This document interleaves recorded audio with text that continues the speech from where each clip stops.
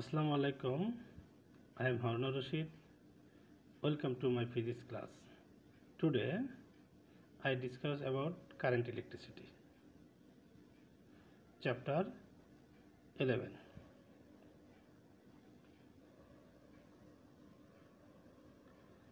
Electric current.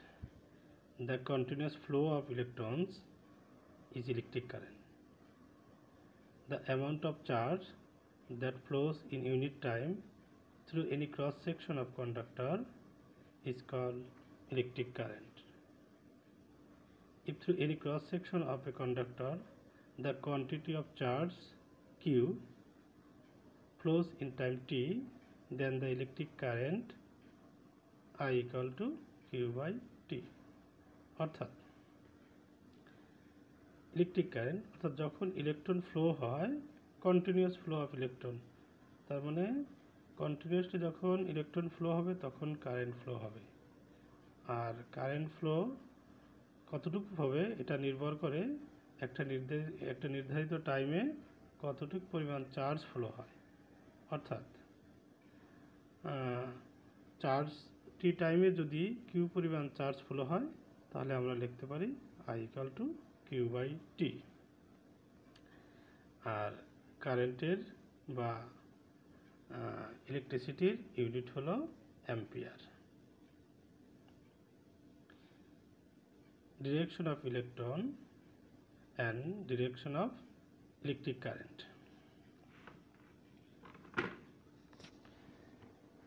When current electricity was invented first, it was assumed that the electricity was produced due to the flow of positive charge. This positive charge flow from higher potential to lower potential.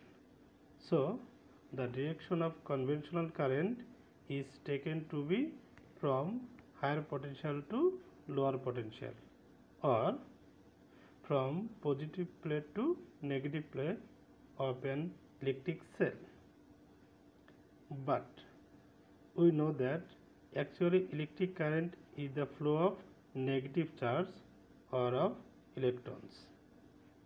So the actual direction of electric current is from lower potential to higher potential, that is from negative plate to positive plate of an electric cell.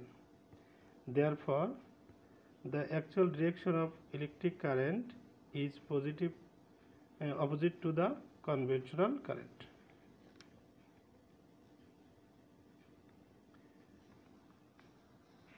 Conductor, insulator and semiconductor.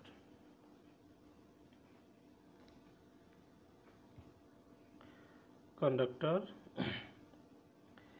The materials through which electric current can flow very easily are called conductor. That means here free electron এখানে কন্ডাক্টরে কাজ করে অর্থাৎ current pass করে। In metal wire the charges are carried by electrons, so the metallic materials are good conductor of electricity. Copper, silver, aluminium, etc. are the example of conductor. Due to this reason, metallic wire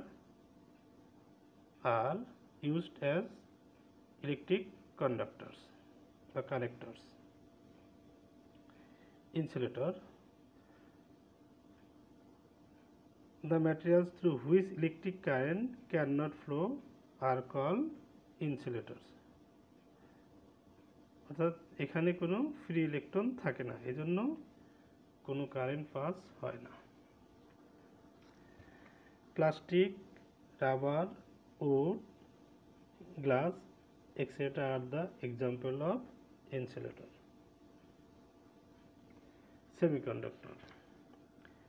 The materials whose current conduction capacity is less than conductor but greater than insulator is called semiconductor.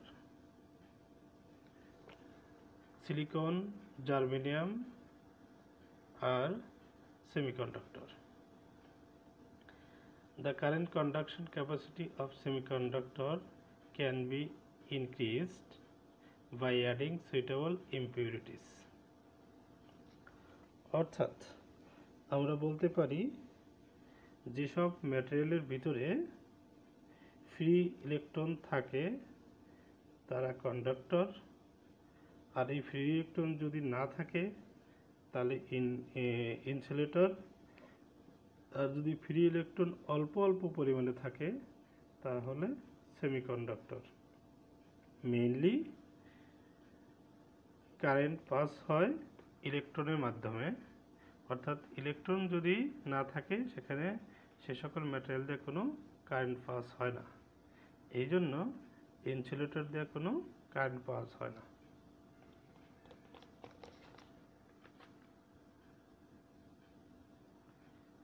Symbols of circuit. Student, here we see symbol of circuit. Students, read the circuit name and write the circuit name and draw the symbols, because the symbols are very essential for drawing circuit. When we draw the circuit without symbols, we don't draw circuit. That's why we should read the symbol name and write the symbol names and draw the circuit.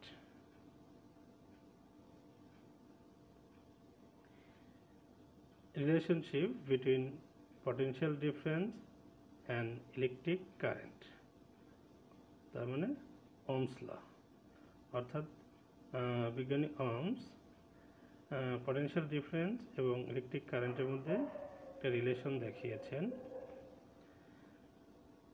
The current passing through a conductor at constant temperature is directly proportional to the potential difference between the two ends of the conductor. অর্থাৎ কোনো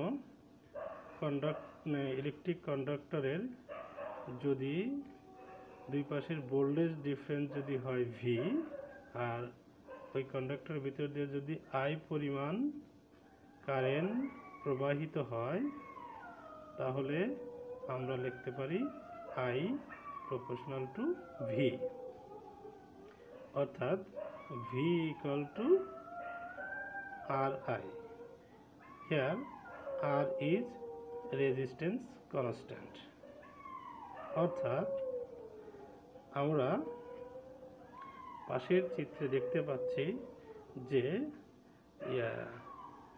V equal to I R, আবার I equal to V by R, আর R equal to V by I.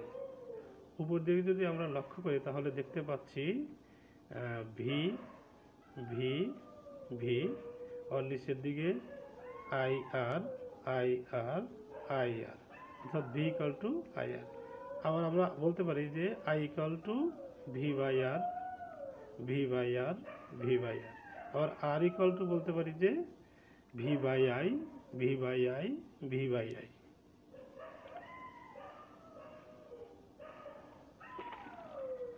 Graph of V versus I.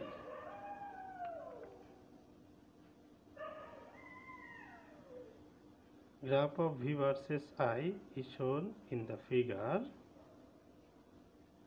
A graph paper, if we draw a graph by keeping potential difference V to the x-axis and current I to the y-axis, then it becomes a center point going straight line. অর্থাৎ আমরা যদি x Axis বরাবর voltage এবং Y Axis বরাবর current নিয়ে আমরা যদি graph পেপারে অঙ্কন করি তাহলে আমরা উপরে এই গ্রাফটা পাবো। কিভাবে? আমরা দেখতে পাচ্ছি কিংবা আমরা যখন ভোল্টেজের পরিমাণ 0 থাকে তখন কারেন্টের পরিমাণও 0 থাকে। আবার ভোল্টেজ যখন বেড়ে 3 হয় তখন কারেন্টের পরিমাণও বেড়ে 0.4 অ্যাম্পিয়ার হয়। আবার ভোল্টেজ যখন বেড়ে 6 ভোল্ট হয় তখন আবার কারেন্টের পরিমাণ বেড়ে 8 অ্যাম্পিয়ার হয়ে যায়। দেখা যাচ্ছে যে ভোল্টেজের বাড়ার সাথে সাথে কারেন্টও বাড়ছে, অর্থাৎ কারেন্ট বাড়ছে ভোল্টেজের বাড়ার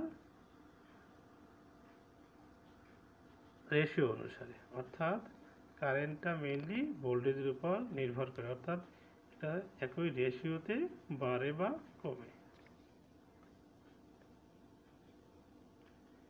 students, no more today. Allah Hafiz.